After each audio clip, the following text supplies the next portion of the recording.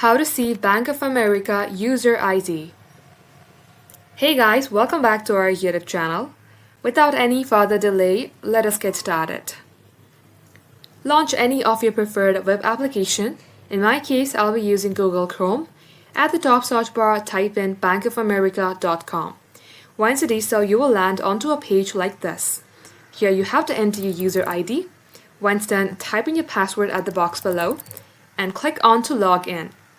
Once you're logged into your Bank of America account, you will see Security Center on your right-hand side. If you click onto it, you will see Change Online ID option. Expand that option, then you will be able to see your Bank of America user ID next to the columns after words that says Current User ID. Just like so, this is how you can do it. Thank you for watching the video till the very end. If you would like to see more videos on this topic, then do comment down below. We will catch you up in our next upload.